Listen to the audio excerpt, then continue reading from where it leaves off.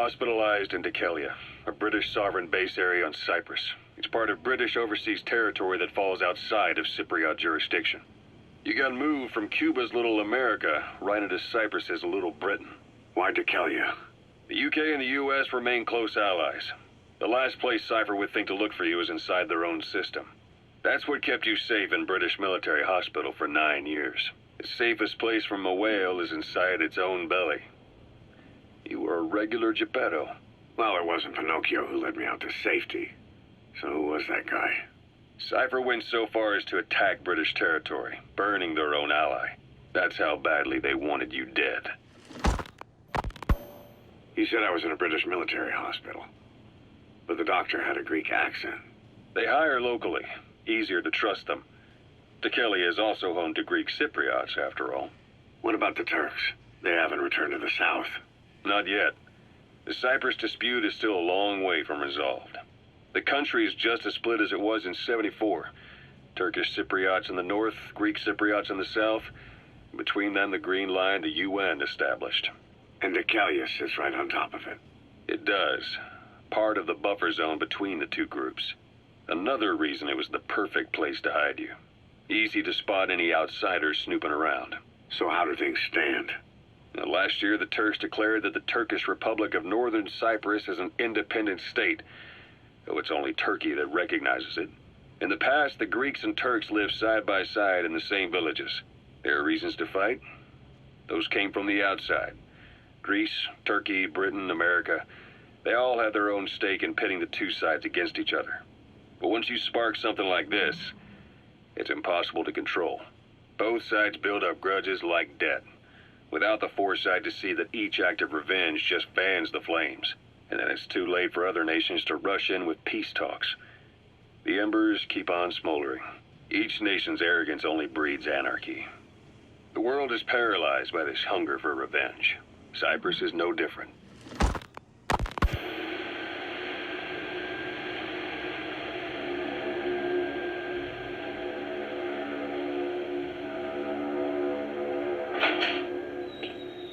You're up. We're changing ships? We can't go sailing the Suez in a whaler. The Suez Canal. When did they reopen it? Not long after you were attacked. Once they finished sweeping it for mines after the Arab-Israeli conflict. Can you stand? We're going to transfer to a container ship for passage through the Suez. Our destination is Pakistan, Afghanistan's neighbor to the south. There we disembark and head via Peshawar to the Zero Line, the border. We'll travel to the Khyber Pass by road. And then? We continue on horseback. Afghanistan's main roads are under Soviet control. We'll need to go around them. It'll be all narrow, winding paths through the mountains. We'll do better on horseback. It's a local guerrilla tactic. They use the higher ridges to avoid air recons. Then they charge down the mountains for ambushes. The Soviets still haven't devised a counter-strategy. Our time frame is only half as much as we really need. It's gonna be a tough march. Better horses than boats. Well, it'll make for good physiotherapy. Take the time to get used to that new arm. While the Soviets have indicated they are not participating in the Los Angeles Olympics, primarily because the United States has made no attempt to guarantee the safety of the Soviet Union's athletes, the United States is increasingly demonstrating the belief that the issue has nothing to do with its preparations, and in fact this is retaliation for the Western nations' boycott of the previous Moscow Olympics. That concludes today's news. That's quite some news. The Soviet Union not attending the LA Olympics? Yeah. Andropov's death has changed some things. They're calling it revenge for the Western boycott of the Moscow Olympics. Countries boycotted the Moscow Olympics? Yes. In protest of the Soviet Union's invasion of Afghanistan. Over 50 countries were absent. It's too bad I didn't get to see Yamashita's judo. When the 40th Army crossed the Amu River 4 years ago, détente went right out the window. The U.S. Congress chose not to ratify SALT II, and Reagan's hardline politics won him the presidency in a landslide.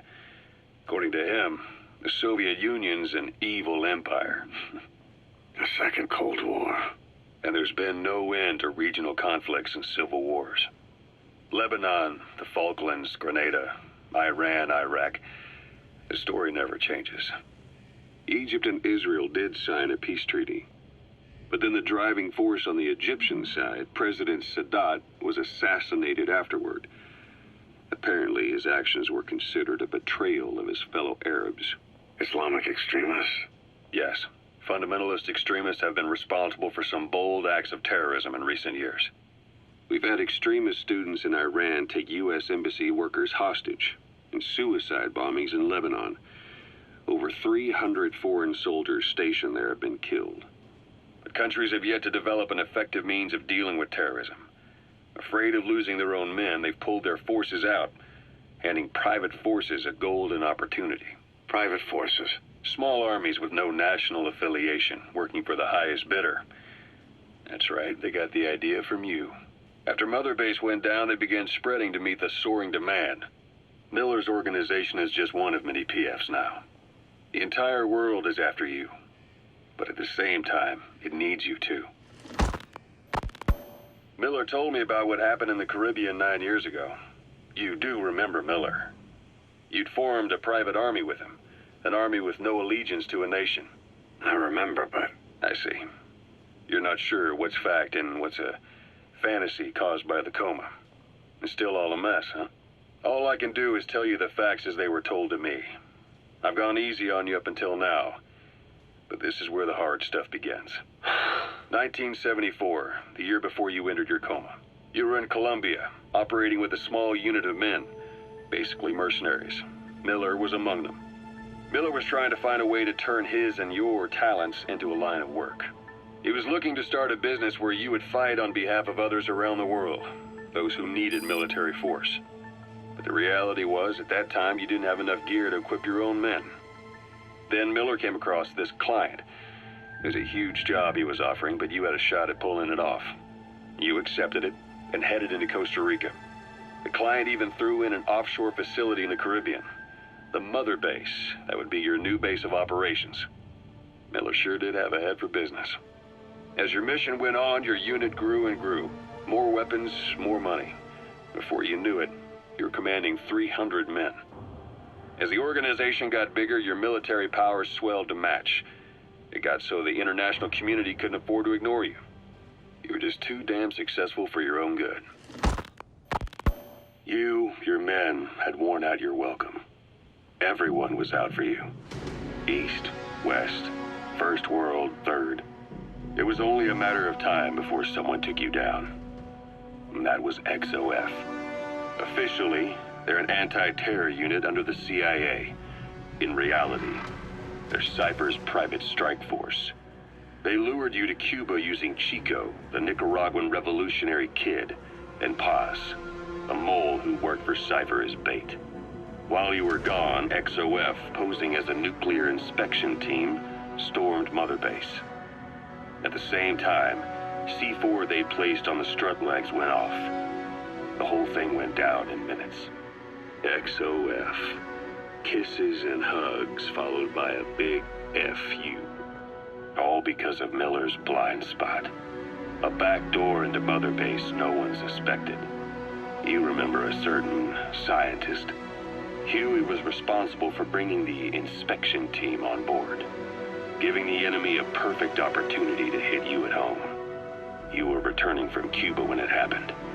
Mother Base came damn close to taking you with it into the Caribbean. Those of your men out on assignment returned right away. They refused to believe the wreckage in the water they found was Mother Base. But they checked the coordinates again and again, until reality finally settled in. You were supposed to die that day. That was XOF's primary objective.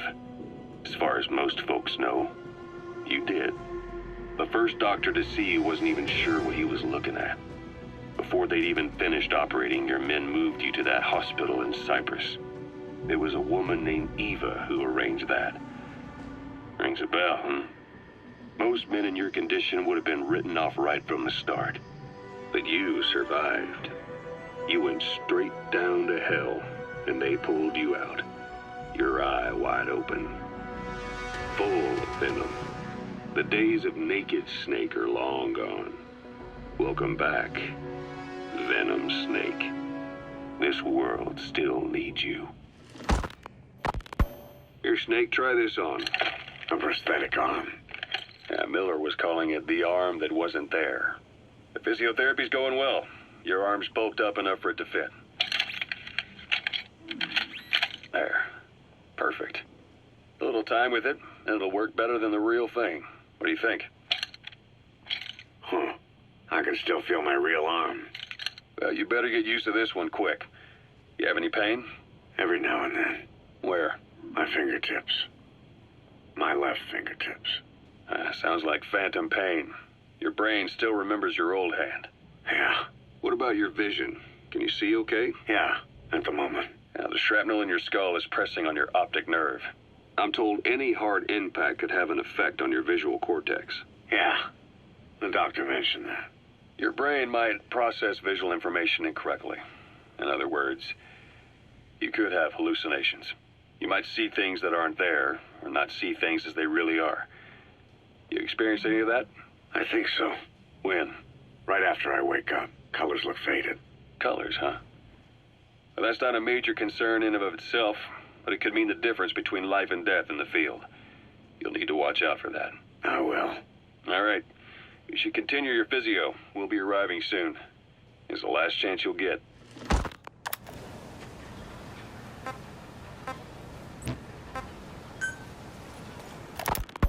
Ocelot. I hear they started calling you Shalashaska in Afghanistan. What's that about? You know the term Sharashka? It's slang for a suspicious, hastily thrown together organization. The word became associated with a type of forced labor facility in the Soviet Gulag system. OKB scientists and engineers who'd been convicted of crimes were sent to a Sharashka for forced R&D. The Sharashkas were supervised by Lavrenti Beria of the NKVD, the secret police, under the official name 4th Special Department. Forced research? That's not very different from what we do here. Diamond Dogs is different. Everyone here believes in you. Regardless of where they came from or why they're here, they revere you. And they're fighting because it was their choice. And if it wasn't, they'd leave? Who knows? That's our reality here, whether it's real or not. If there's another truth, I don't want to know it. All that matters is that's the concept that's taken shape in their heads. The traces of a group ideology, our superstructure, to put it in Marxist terms. All right. Go on. Right. So anyway, at some point the enemy started calling me Sharashka. This was after the war in Afghanistan broke out. While I was keeping an eye on you in that hospital, I was also heading up interrogations here. The men I broke gave up their comrades and families, everything they wanted to protect them most. No real cause for it. I just let myself get caught up in the old Russian pride. And suddenly I received the honor of becoming Special Interrogation Advisor to the forced labor camps. But the more men I interrogated, the more people saw me as just that, the interrogator. It helped cover my real objective of keeping you safe. You went that far for me? Far enough to keep you alive. I ended up being pretty well known among the Afghan guerrillas.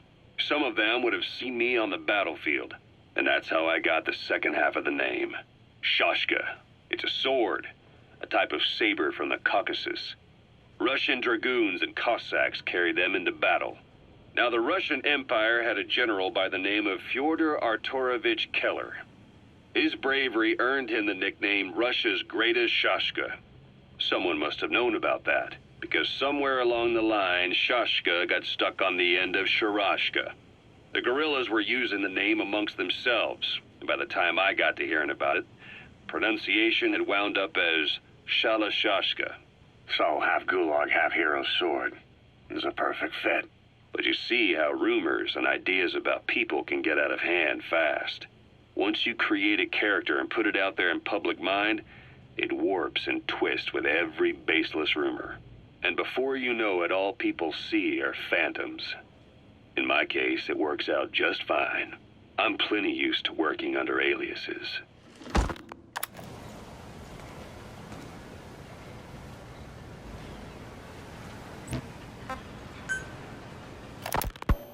So SALT II still hasn't gone into effect. That treaty was drawn up to limit not just the size of the U.S. and Soviet Union's nuclear arsenals, but also their delivery systems. The whole deal. Just when we thought all those years of negotiations had paid off, somebody decides to invade Afghanistan. The timing couldn't have been worse. The president was in the middle of the SALT II talks back then. You mean while you were busy trying to stop Peace Walker? I heard. President Ford was meeting with the General Secretary in Vladivostok. In his absence, the political brass in America detected what they didn't realize was false nuclear launch data from Peace Walker, and were on the verge of ordering a retaliatory nuclear strike. Coleman's big idea? Humans are incapable of destroying themselves. Turns out he never knew what humans are capable of. If that AI, the boss, hadn't found a way to stop the fake data transmission, they probably would have gone ahead with the launch. Deterrence was revealed as the pipe dream it was. All thanks to you. And her. The U.S.-Soviet talks looked set to fall through. What happened in Nicaragua no doubt helped trigger a change of heart. But in the end... The time's to find the politics. When you've grabbed their tail, they turn and bite your hand. I first met you 20 years ago now. The place was Selenouyarsk in the Soviet Union. We were enemies. I was with the GRU. You were still fighting for America. 1964. Operation Snake Eater. Its objective? The assassination of the legendary soldier known as the Boss. When you returned home successful, they awarded you the title Big Boss. Your CO, Zero, sought to carry on the boss's will by covertly establishing his own organization. You knew the original members from Operation Snake Eater. From America, there was David O., or as he was to you, Major Zero. Donald Anderson, a.k.a. Sigint. Dr. Clark, who went by paramedic during the operation. And the fourth, you. From China, there was Eva. And me, Ocelot, from the Soviet Union. 6 in total. To us, government notions of friend and foe were meaningless. As were East and West, we joined forces by our will alone. Our objective was to fulfill the boss's dying wish, to make the world one. And to do it, Zero used the Philosopher's Legacy, the secret war fund you obtained during Operation Snake Eater. This organization would go on to become Cypher. I, on the other hand, was left with the problem. You only recovered half of the legacy. I had to locate the other half myself. When I found the funds, I passed them on to Zero, just as you wanted. I still trusted him in those days. We thought what he was doing was the boss's will, until he started that one project. Les enfants terribles, Zero called it. You parted ways, as did Eva, leaving only Anderson and Clark still with him. I maintained limited contact, although truth be told, we were just keeping tabs on one another. The reason was always you. After you returned to the Army and created Foxhound, you left America. For a time, even I'd lost track of you. I'd imagine Zero did too. You always were the best when it came to hide and seek. Zero created Cypher, an information network to tap into every corner of the globe. Woven together, Cypher's arteries make the world just one big organism, and that's not all. It also monitors the thorn in Zero's side. That's you, tracking your coordinates wherever you might go. The further you strayed from your roots, the larger Zero became. It's as if he was trying to close the gap between you. But before long, he disappeared from public life. Only a few people had direct contact with him. For a time, I was one of them. Then a year after you fell into your coma, he slipped out of sight entirely. Since then, nothing. No photos, no recordings, not even a reliable rumor as to his whereabouts. I tried every method I could think of, but Zero was gone. Freed of his control, his creation, his power continued to grow. Cypher is a great beast, and Zero was its spine. But even without him, it's endured, evolved. But now its body is rotting, riddled with parasites. Parasites like the ones who attacked you 9 years ago in the Caribbean, and then at the hospital. Cypher's Black Ops Unit, XOF. They learned where you were and came to wipe the slate clean.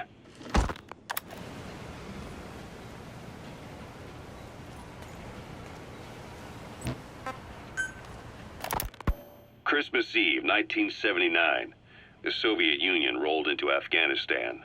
Muslims had revolted against the Soviet-friendly regime established the year before. The DRA forces could no longer contain it themselves, so the Soviets went in to intervene.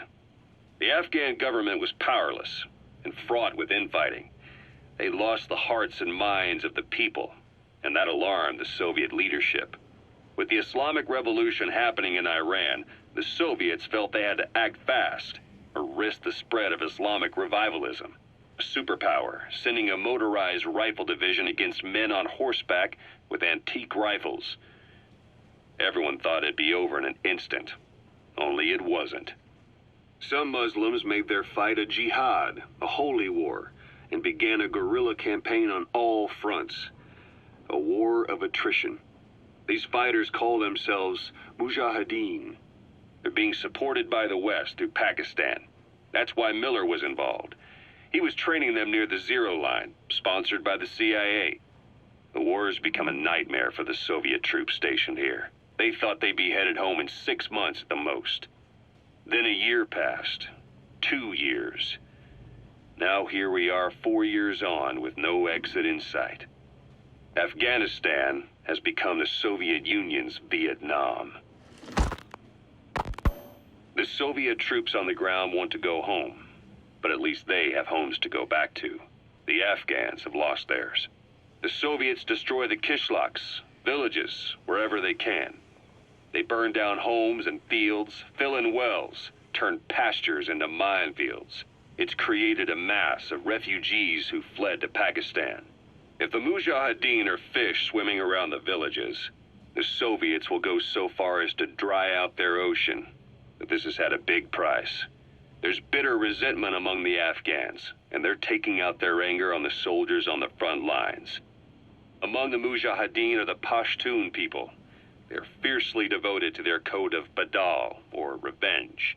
Soviets they've captured have had their hands, feet, and noses cut off before being left to die at the side of the road, just to show their comrades what they're capable of.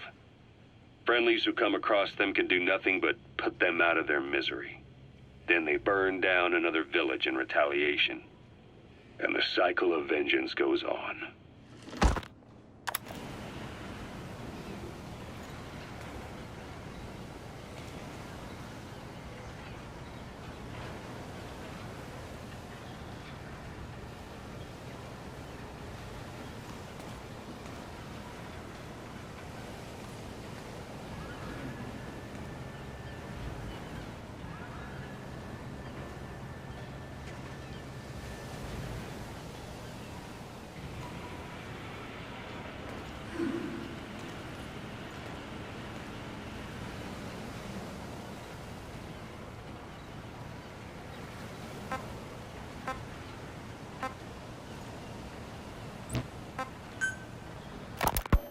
This war, the Kremlin never expected to have this much trouble against the Mujahideen. Afghanistan is a tribal society. Tradition demands that its people stand up to any outsiders who set foot on their land. With the honor of their people at stake, they have everything to fight for. No matter how hard the Soviets hit them, they continue to appear out of nowhere, striking back, then vanishing again. But there's one thing even the Mujahideen fear. Every last one of them. The Soviet gunships. They're highly maneuverable and equipped with massive firepower. Plus, the underside of the fuselage is heavily armored. The Mujahideen can barely scratch them with their small arms. Anyone who hangs around gets mowed down by the gunship's heavy machine guns. This new honeybee weapon that was given to the Hamid fighters, it's no doubt something to help them strike back against the gunships, which makes it a weapon that could change the course of the war. Those guerrilla fighters known as Mujahideen don't actually belong to a single organization. Afghanistan is a multi-ethnic country. You've got the Pashtuns, the Tajiks, Uzbeks, Hazaras. and each of them is split into their own tribes, large and small. Each ethnicity has several rebel organizations that their various tribes gather under. They're united under the banner of jihad, but that doesn't mean they work like a single standing army. Just look at the area around Smossy Fort. A lot of Tajiks used to live there, but they fled after the Soviets started their Scorched Earth campaign. With the area uninhabited, the Hamid fighters, who are Pashtun, decided to move in. The Hamids are based out of the city of Peshawar. We passed through it on the western edge of Pakistan. The Pashtun people have long lived in Afghanistan and western Pakistan. They used to travel back and forth frequently. Then Britain went and established the border that still stands today. The Hamid fighters get generous support from the Pakistani government. The government wants to use them to secure influence over Afghanistan. Their liaison with the Hamids is Inter-Services Intelligence, and behind the ISI, you have the CIA. That's probably how the honeybee ended up in the hands of the Hamid men.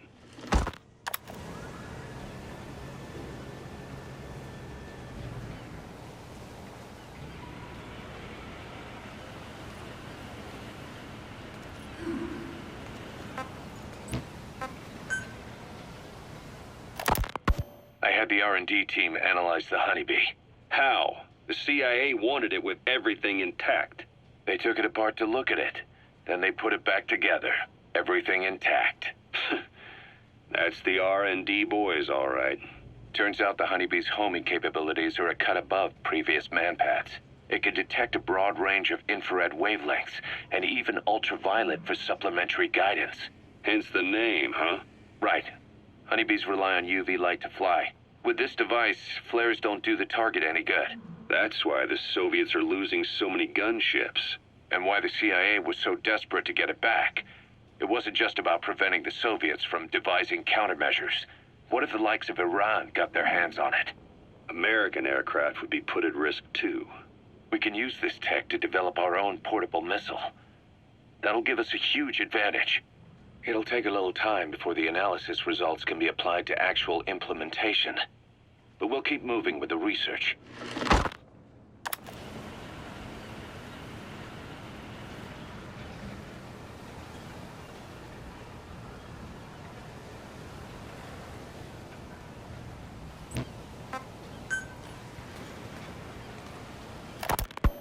Kaz, what about the unit that attacked us in the mist? You knew something about them. That wasn't my first run-in with them. It happened right before I was captured by the Soviets. We were on the zero line that day, the Afghan side, on our way back from training the Mujahideen at a mountain camp in Kunar province. There's a lot of that work in Afghanistan. Most PFs shy away from it because it draws too much attention. But for us, that was the whole point. The job itself went great. We just had to make it back to a tribal area in Pakistan. But all of a sudden, visibility got real bad. It was no sandstorm. Our point man gave this strange report. He said he could see skulls in the mist. Skulls? The next moment, he went silent.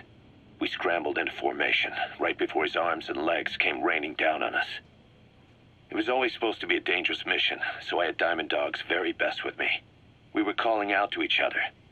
But one by one, the voices just went dead. Whatever happened to me, I lost consciousness before I knew it. When I came to, I was in a Soviet camp, tied to an interrogation chair.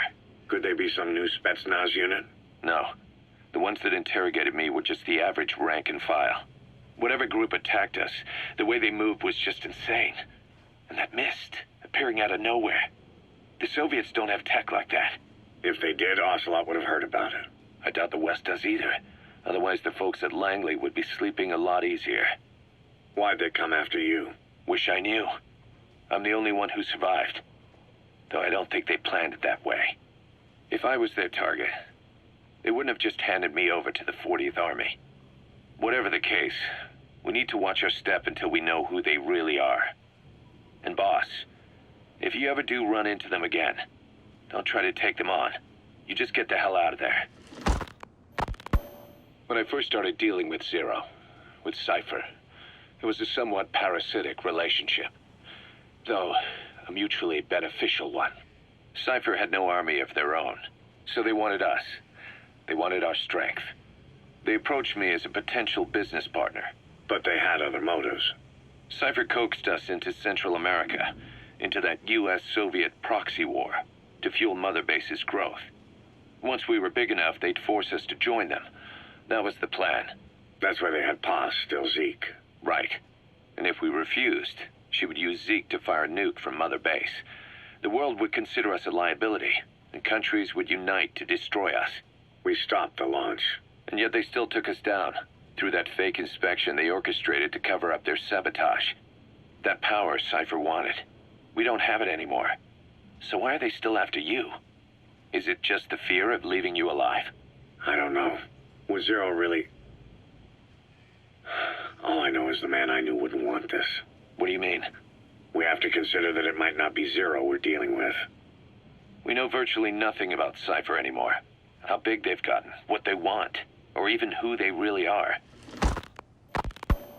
The new Mother Base started out as a test drilling rig operated by a mineral resources supplier, but their project fell through. The Seychelles government was happy to hand the place over to us. It was just scrap on stilts. So with a few dummy construction companies set up as fronts, we started renovating the half-finished rig. From the outside, it looked like the project was back on rails. Kaz, you... What? I see what you're doing. Recreating the Mother Base we had 9 years ago. Only this time. That's right. The Mother Base Cypher thought they destroyed will return from the grave to kill them. We'll prove to the world that we were the victors. And if we lose again? They can't fool us the same way twice. Now our enemies are in plain sight. And when our organization gets too big, we split it across companies. Any company that draws attention gets liquidated, and its capital is back-channeled into a new company. Most PFs are small-time operations anyway. And in this business, the minnows go bankrupt all the time. We've never aroused suspicion. Plus, we have Hewick. Hewick? Human Exploitation Company. It's a business specializing in intel gathering. Think of it as a civilian intelligence agency. Kaz, that's... Remember what they were trying to accomplish at the prison facility in Cuba? That gave me the idea.